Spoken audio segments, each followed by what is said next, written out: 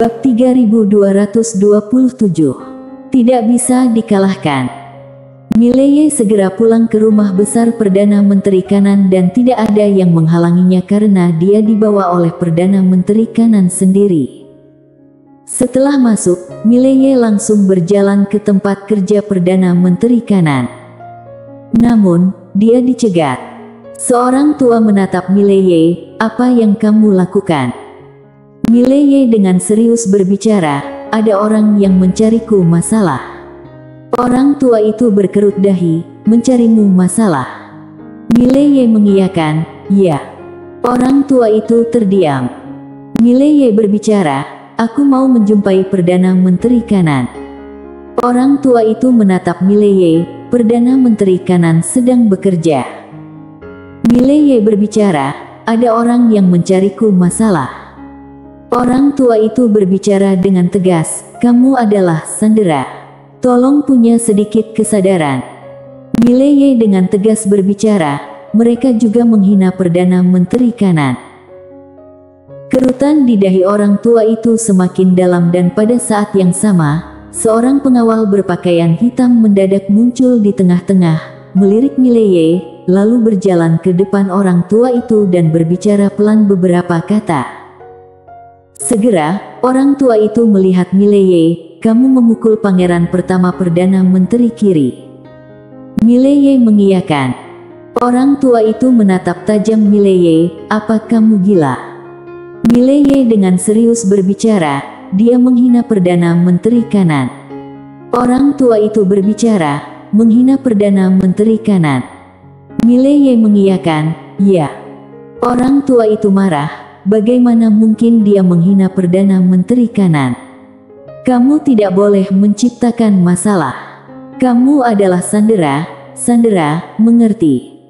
Mileye berbicara, "Kalau begitu, serahkan aku." Orang tua itu langsung kesal. Pada saat itu, suara dari dalam istana terdengar, "Biarkan dia masuk." Mendengar itu, orang tua itu segera memberi hormat sedikit, lalu menatap Mileye dengan dingin, "Masuklah." Mileye langsung masuk ke dalam ruang utama, di mana Perdana Menteri kiri sedang berbicara dengan seorang wanita berbaju ungu. Ketika melihat Mileye masuk, keduanya mendadak berhenti berbicara. Wanita berbaju ungu itu memandang Mileye dengan rasa ingin tahu. Perdana Menteri kiri menatap Mileye, "Kenapa kamu memukul pangeran pertama Perdana Menteri?" Mileye berbicara, "Dia bilang aku adalah priamu." Mendengar itu, Perdana Menteri kiri merenungkan dengan dahi berkerut.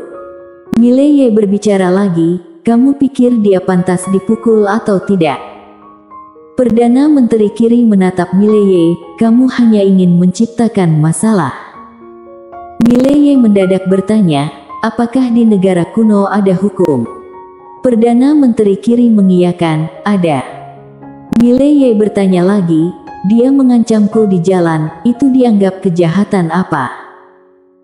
Perdana Menteri kiri menatap Mileye, "Di negara kuno, bangsawan memiliki hak untuk menghukum mati warga biasa dan di negara kuno, kamu adalah warga biasa."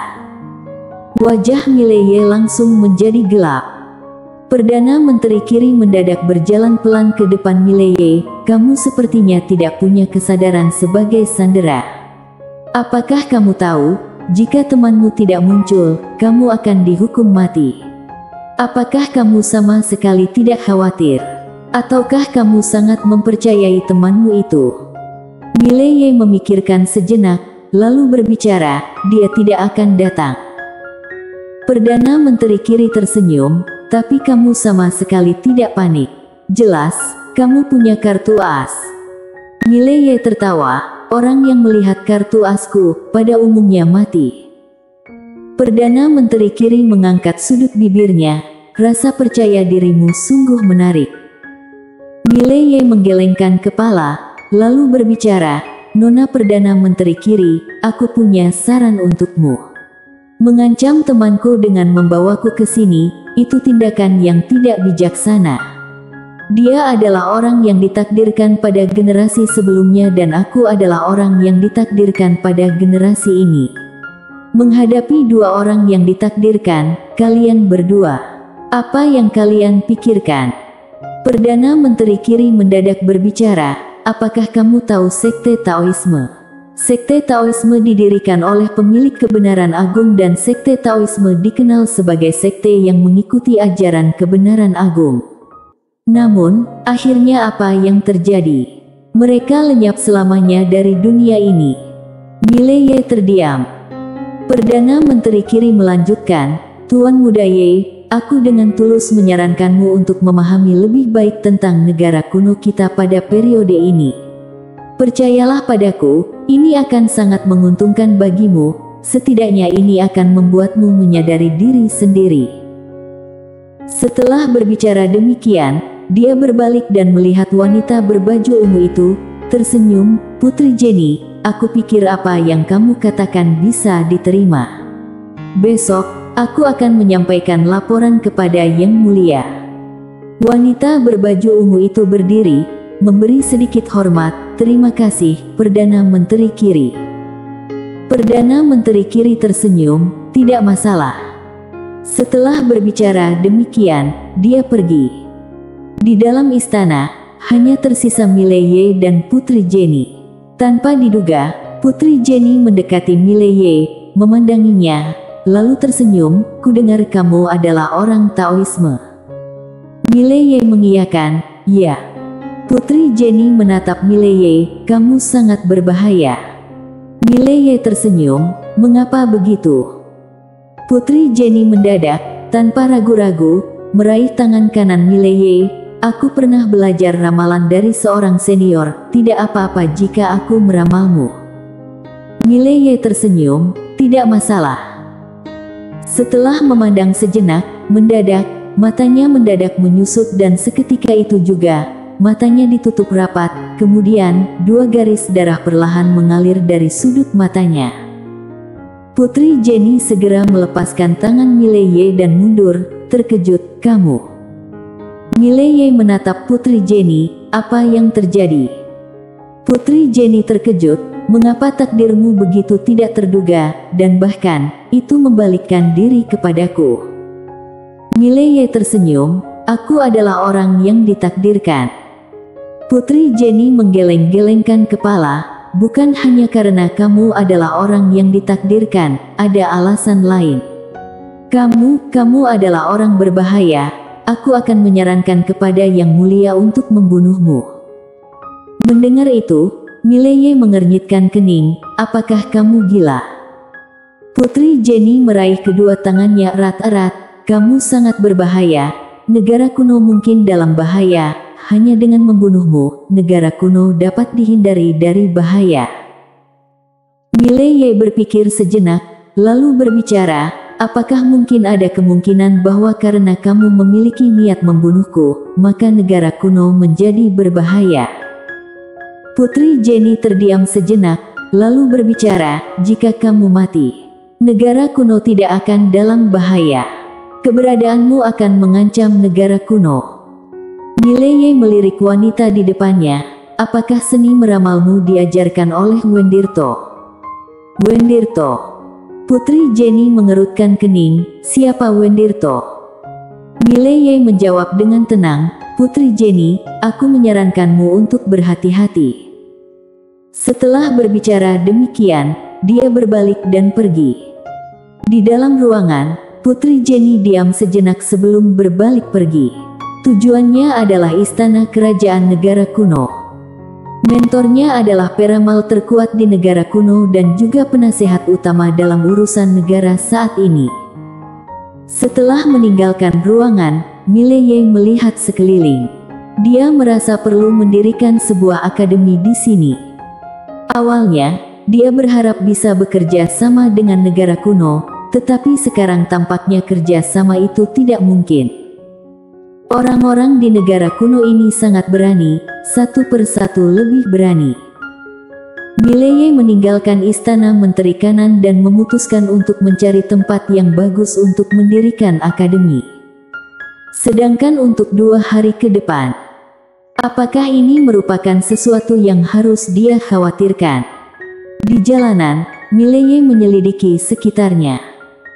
Pada saat itu, pena kecil mendadak berbicara, cari cara untuk mendapatkan buku dacu, itu akan sangat menguntungkan bagimu. Mileye bertanya, di mana buku dacu itu?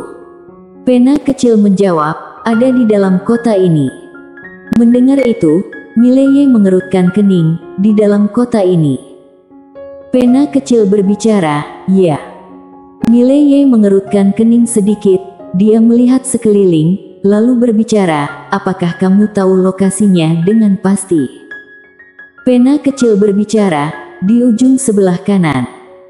Mileye segera melihat ke arah yang ditunjukkan dan di ujung pandangnya adalah istana megah. Di dalam istana, Mileye berbicara dengan serius, mungkin saat negara kuno menghancurkan sekte Taoisme, mereka mendapatkan buku dacu dari tangan mereka. Pena kecil berbicara, bagaimanapun, jika bisa mendapatkan buku itu akan sangat bermanfaat bagimu dan dapat meningkatkan kekuatan kepercayaanmu ke tingkat baru. Menara kecil mendadak berbicara, Tuan Kebenaran Agung menggunakan pena kebenaran agung dalam menulis buku dacu ini, seharusnya pena itu mengetahui kontennya. Tapi aneh, mengapa pena itu tidak memberitahu Tuan Besar tentang isinya? Mendengar itu, Mileye juga terkejut. Benar juga. Ditulis dengan pena alam, seharusnya pena itu mengetahui isinya. Tapi mengapa pena itu tidak memberikan informasi itu padanya? Pada saat itu, pena kebenaran agung mendadak berbicara, aku tidak tahu isinya. Wajah Mileye langsung berubah gelap, mengapa? Pena kebenaran agung menghela nafas, buku dacu terlalu rumit, Tuan menggunakan metode khusus untuk menulisnya. Meskipun aku adalah pena, aku hanya memiliki hak menulis, tidak hak tahu. Mileye mengerutkan kening, kamu tidak punya hak tahu. Pena kebenaran agung berbicara, ya. Seperti saat kamu melahirkan anak. Meskipun kamu yang menanam benih, tapi apakah anak itu benar-benar lahir dari dirimu? Mileye langsung terkejut, ini perumpamaan terlalu berlebihan. Pena kebenaran agung melanjutkan, selain itu, pada saat itu, aku tidak tertarik pada hal-hal seperti ini. Katakanlah, aku hanya sebuah pena, mengapa aku akan tertarik pada teknik pelatihan? Mileye memikirkan sejenak, lalu berbicara, apakah kamu masih tahu sesuatu yang berguna bagiku? Pena kebenaran agung setelah beberapa saat diam, berbicara, saat ini, saya tidak bisa memikirkannya. Mileye menggelengkan kepala, tanpa kata. Menara kecil mendadak berbicara, Tuan muda, jual saja pena ini. Bukan untuk menyombongkan diri, tapi dengan kehadiranku itu sudah cukup untuk membantumu meraih kejayaan. Yang lainnya hanyalah hal yang berlebihan. Mileye frustasi. Menara kecil mulai melayang lagi. Pada saat itu, mendadak datang seorang pemuda dari kejauhan. Dia adalah pangeran pertama dari keluarga Menteri Kiri, dan saat ini, tubuh fisiknya telah pulih. Di belakangnya, tetua berjubah hitam menatap Mileye dengan tajam, kedua tangannya di bawah jubahnya penuh dengan kekuatan yang kuat. Mileye melihat pangeran pertama di depannya, lalu berbicara, ada apa? Pangeran pertama dengan suara yang garang berbicara, ternyata kamu adalah sisa-sisa sekte Taoisme. Kamu. Mileye mendadak mengangkat tangannya dan memberikan tamparan. Kecepatannya terlalu cepat. Dengan ledakan, pangeran pertama terlempar keluar sebelum ia bisa bereaksi. Setelah terlempar, tubuh fisiknya langsung hancur, hanya tersisa rohnya. Pangeran pertama terpaku di tempatnya. Sementara tetua berjubah hitam itu, setelah sadar, Mileye sudah menghilang. Lari.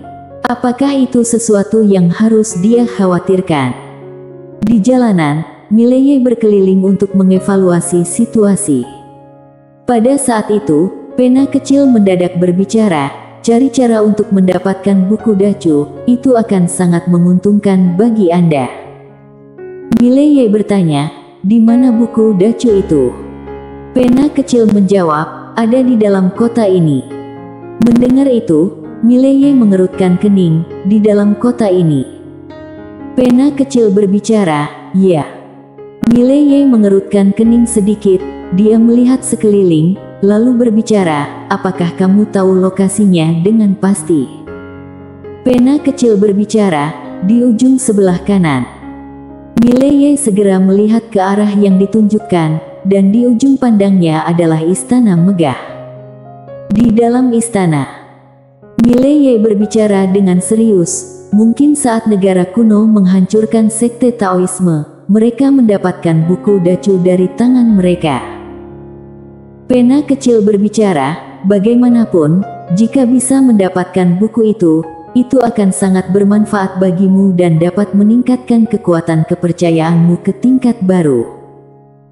Menara kecil mendadak berbicara, Tuan Besar menggunakan pena kebenaran agung dalam menulis buku Dacu ini, seharusnya pena itu mengetahui kontennya. Tapi aneh, mengapa pena itu tidak memberitahu Tuan Besar tentang isinya? Mendengar itu, Mileye juga terkejut. Benar juga. Dalam saat-saat itu, pena kebenaran agung mendadak berbicara, aku tidak tahu isinya. Mileye seketika mengeruhkan wajahnya, mengapa? Pena kebenaran agung menghela nafas pelan, buku Dacu terlalu mendalam, pemiliknya menulis dengan metode khusus. Aku hanya memiliki hak menulis, bukan hak tahu. Mileye mengerutkan kening, kamu tidak memiliki hak tahu. Pena kebenaran agung berbicara, ya. Seperti kamu menanam benih, apakah kamu yang melahirkan anak? Aduh. Mileye langsung terkejut. Perumpamaan ini terlalu tidak masuk akal.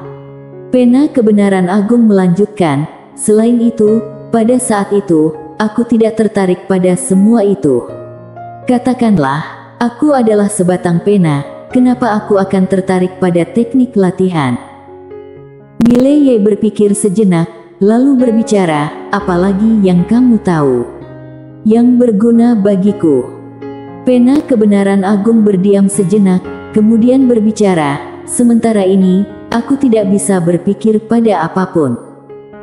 Mileye menggelengkan kepala, tanpa kata. Menara kecil mendadak berbicara, jual saja pena ini, Tuan Muda. Bukan karena sombong, dengan kehadiran menara kecil, sudah cukup untuk membantumu meraih kejayaan. Yang lainnya hanya berlebihan. Mileye cemberut. Menara kecil mulai melayang lagi. Pada saat itu, mendadak muncul seorang pemuda dari kejauhan. Itu adalah pangeran pertama keluarga Perdana Menteri Kiri dan saat ini, tubuhnya sudah pulih. Di belakangnya, orang tua berjubah hitam terus menatap tajam ke arah Mileye, tangan di bawah jubahnya penuh dengan kekuatan yang kuat. Mileye menatap pangeran pertama lalu berbicara, ada sesuatu. Pangeran pertama dengan suara seram berbicara, ternyata kamu adalah sisa-sisa sekte Tao. Kamu. Mileye mendadak mengangkat tangan dan memberikan tamparan.